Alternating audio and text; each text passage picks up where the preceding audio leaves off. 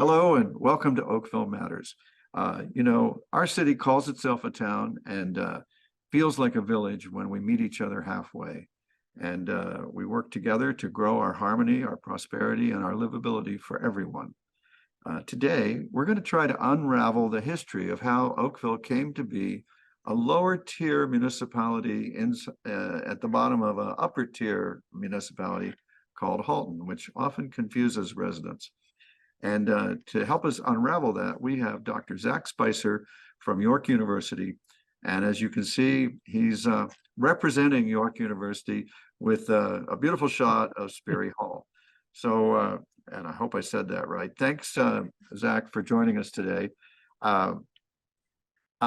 You are a unique individual, in my view, in that you know a lot about something that happened 50 years ago that despite my advanced age, I didn't know. And I plead that 50 years ago when I was young and pretty, I wasn't paying attention and I didn't care. But a lot of people cared about how municipal services are delivered. And how come you know so much about it? I think that's a question that I and my wife ask all the time. Why I spend so much time thinking about regional government and the way that we organize municipalities across the province of Ontario. I originally got interested in this subject because I was quite curious about the relationship between separated cities and counties. So when we look at the map across Ontario, we see places like London and Guelph and Windsor that are single tiers that are surrounded by two-tier county systems.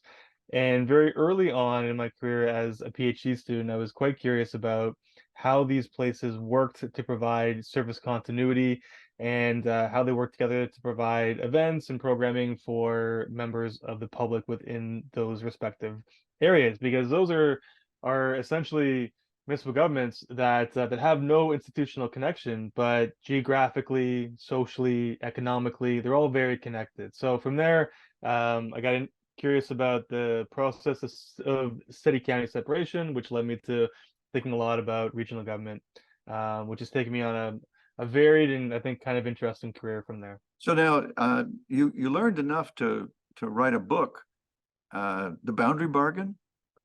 Yes, yeah. So the boundary bargain is based on my PhD thesis, which I wrote when I was at the University of Western Ontario. I expanded on a lot of it, but essentially that answered, or at least examined the question I was originally curious about: is that how do separated cities and counties function? And what I found out is that there's a pretty extensive network of service sharing agreements between them to provide for things like service and policy continuity between separated cities and their surrounding counties. So that basically included a lot about the history of regional government and metropolitan Toronto, because those are really institutions that link rural and urban, while city-county separation is one that formally separates it. So the utility of that continuing institution was something that interested me, and I got a chance to explore more in that particular book.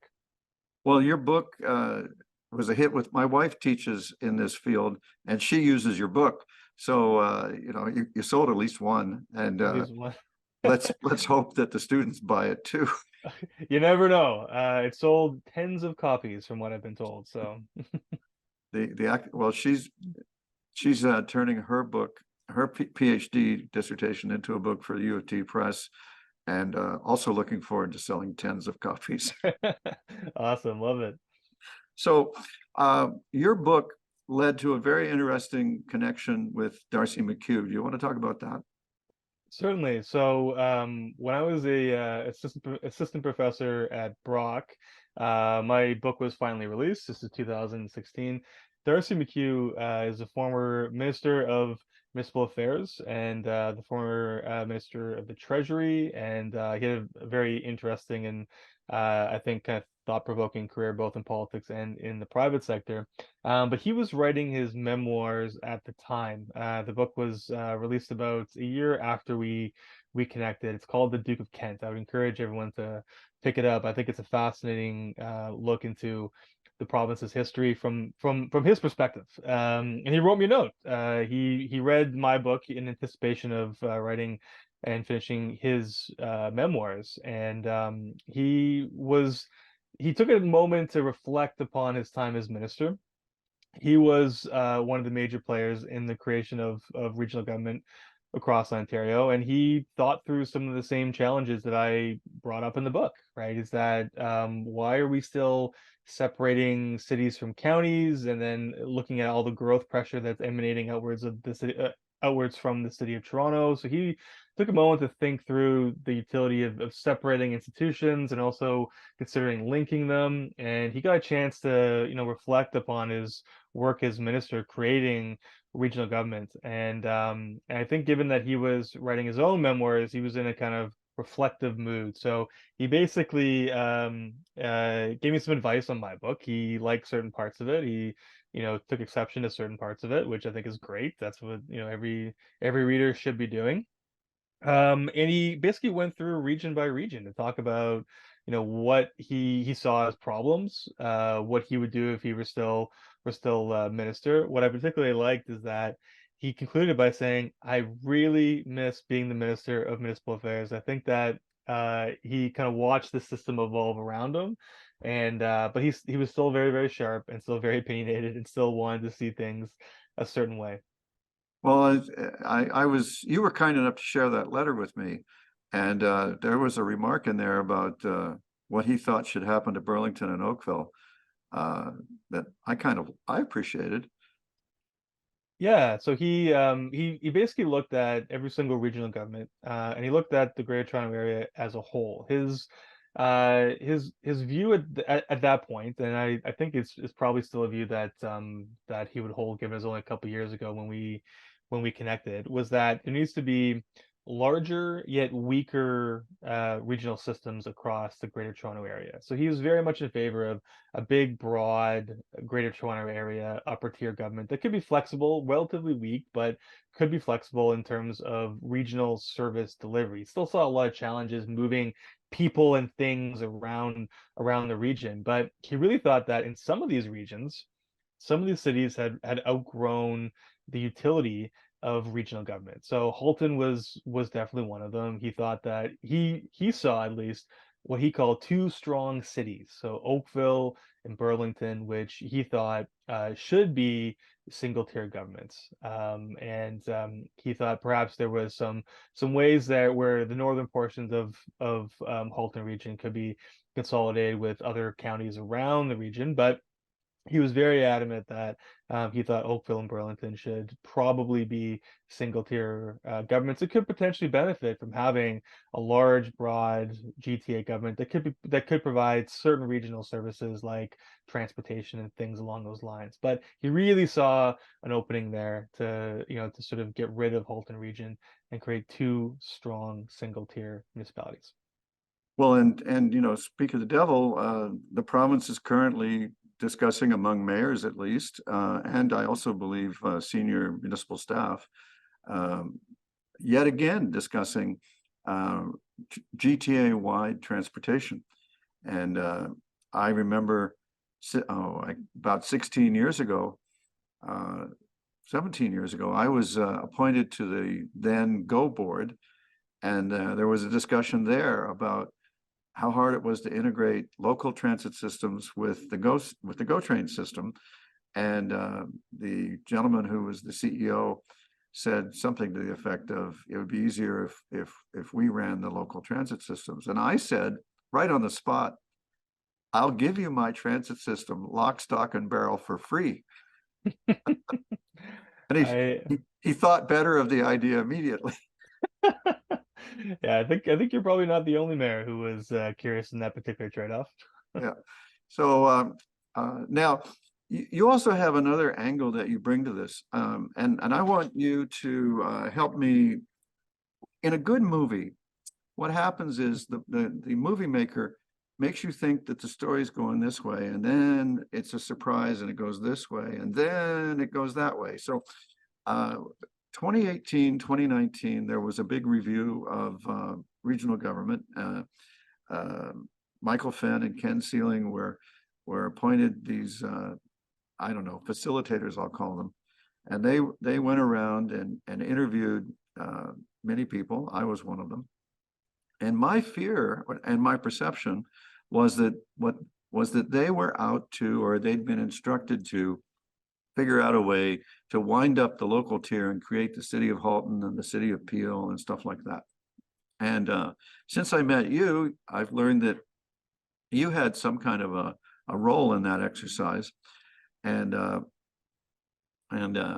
last night, I met a man from E&Y who worked on a report for Peel back in 2018, 2019. And what he said kind of opened my mind, because he said that he had written that E&Y and he had written an analysis for Peel, evaluating what would be the cost and impact and so on of dissolution of Peel, as well as amalgamation of its parts into the city of Peel. That they had looked at both ends, which was the first time the thought occurred to me that, gee, maybe Sealing and Fenn had been out to evaluate an either or rather than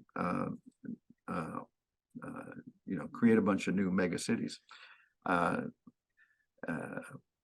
Let me ask you to speculate on why Peel would have asked for both eventualities. Did they have inside knowledge or were they just being, super prepared people wanting to? I mean, what can you tell us about that?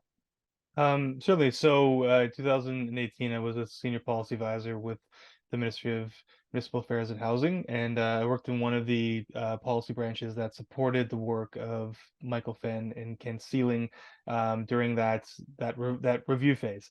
I haven't read the final report, so I'm not privy to sort of say what they suggested or what they recommended. I can say though that these are two very sharp, very experienced municipal folks, in a sense that one is a long-standing politician, the other is a former deputy minister, former CAO, really sort of done everything on the administrative side of local government. So I think they were the right people to review this, but they examined a range of scenarios, I think, as anyone would expect, given the mandate and the scope that they were given.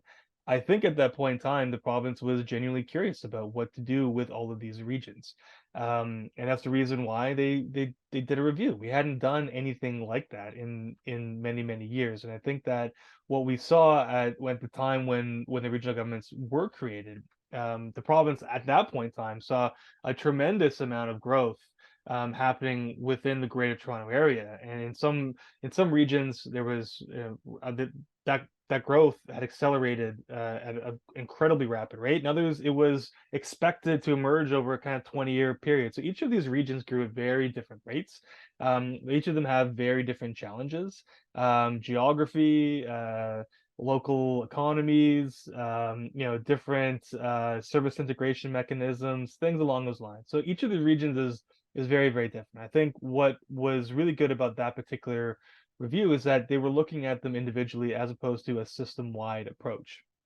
And I think that it's very hard to say every regional government should be converted into X, Y, or Z, right? In some cases, I don't think that would be incredibly productive, right? I think that municipal institutions, whether they're counties or single tiers or regional governments, whatever it is, in some cases they can, be like kind of a well-worn shoe in some cases, that they pinch in the wrong places and they're too loose in others, and things like that, right? So trying to find the right fit was really the name of the game then. And I'm not sure what Ken and Michael eventually recommended, but I'm fairly certain that they didn't say the entire system should be converted into X, Y, or Z. And I'm fairly certain that they didn't say, well, whatever the province wants, we'll just sort of recommend. These are two very independent, thoughtful folks. So I think that when they were doing research in each of those regions, they were genuinely curious about what people had to say. What was happening in Halton? What's the mood in Waterloo? And what's the distinction between some of the more urbanized parts and the rural parts and the suburbanizing parts? And what's the mood amongst the post-secondaries and the chambers of commerce and everything else? So the exercise, I thought, was broad and thorough. but unfortunately, I can't give any insight into Yeah. what the final recommendations were. Well, I know in my interviews with them, they seem to be in Halton, very much enamored of the idea of a city of Halton, because all of their questions were, wouldn't it be cheaper to do this? Wouldn't it be cheaper to do that? That all amounted to make a city of Halton. Oakville expressed fairly strongly a desire not to become a neighborhood of the city of Halton, and for some reason the minister brought the whole process to a halt without ever publishing any report. He did blame Oakville at the press conference when he announced it, so I don't know. It lifted my reputation as a person of some influence, I guess. I'm not sure. But so the thing that still puzzles me is in the history of this, looking at the Darcy McKeough statements back in the day, he seemed to believe that nothing was ever going to be perfect and nothing should be forever. And he seemed to be advocating for, I was going to say continuous improvement, but perhaps incremental evolution or continuous evolution, but some kind of always be making it more efficient and effective. So, because residents want their municipal services, but they famously don't want to pay for them, which means we need to make them as efficient as possible. So where do you think we're going to go with that? Well, I mean, I would say that I think that process of introspection is healthy, right? That each area across the province has very different opportunities, very different challenges. The history of Ontario's municipal system, I think, has shown us that we haven't necessarily been wedded to any particular institution over a very long time, right? We separated cities from counties, and in some cases, we've put the cities back into counties. We've created regional governments. We've dissolved regional governments. What we're doing right now in Peel, right? I think that Darcy McKeough and a lot of the folks who were supporting his work then, and I think are supporting the minister's work right now, understand that we're never really always going to find a perfect fit. I think we're going to find a perfect fit for the moment, right? In the sense that we're a big growing place, right? In the sense that the region is intimately connected. Oakville coughs and Toronto feels it. Toronto coughs and Hamilton feels it, right? So we need to understand that that what we do in one area reverberates across the rest of the region. We have interconnected transit systems and roadways. We have an interconnected economy. We have an interconnected culture in some ways that municipal institutions need to connect in an interesting way as well, and a Yeah. useful way as well. So I don't think that he ever saw regional government as a system that was complete. And I don't think a lot of people looking at the system now would say that it's complete and this is the final step. And you mentioned the city of Halton or some of this amalgamation stuff. I think that a lot of people look at the regional governments and say, well, this is the intervening phase between complete amalgamation. And I don't think that that was ever intended either. I don't think that people ever said, well, we'll keep this going, and then eventually these regions will kind of grow together and they'll all become one big thing. I think when you look at the geography of some of these places, it doesn't really make sense to say this should be one big thing. Look at Waterloo. I don't think there's one, particular point to say that this is the center of it, right? Niagara region, same thing. It's a peninsula. It doesn't have a natural center, right? Halton doesn't really either, right? So as we've connected rural and urban, and we separated rural from urban, we've always understood that there's a point to that, right? And in some cases, when we started connecting them with regional government, these places remained autonomous to a certain degree because there's different service expectations and different service levels that are needed in each. That rural areas of a regional government don't necessarily require the same sort of services and taxation levels and everything else, right? And you need to be able to evolve over time. And regional government was one of those systems that allowed us to evolve over time. We can move services up, we can move services down, we can adjust, right? It allowed for the flexibility that the old county system really didn't give us, because we were saying there's an urban piece in the middle that's now separate, and it has no connection. We have no common council. So if we need to move services up or down or think about growth or anything else, we have no common institution to manage that. Regional government gave us that, which I think is really interesting. But that system was expected to evolve and be tailored to each of those particular regions as they grew. Yeah, I was struck by looking at the history of this, that when Oakville was tasked to be a member of the region of Halton, the new region of Halton, Oakville had 62,000 people, and Halton Hills and Milton were each 5,000. And the remit, the mandate was that Oakville was going to help them grow and become urban. And today, the smallest unit in Halton is Halton Hills, and it's 63,000 people in the 2021 census, and Milton's twice that or more. And so that led me to the mayor of Burlington and I, in a chat one day, we said, gee, we're the foster parents, and it's 50 years on, and they're pretty big now. When do they leave home? And that segues to Waterloo and Durham. When I went to the committee a couple of weeks ago and gave my views on this, I was there with John Henry, an old friend of mine who used to be the mayor of Oshawa, and now he's the chair of Durham. And he talked about how all 8 mayors in Durham support keeping Durham, and that they need it because they have 3 little municipalities that are still like the old Halton Hills and the old Milton, like, 8,000 people, not really urban yet.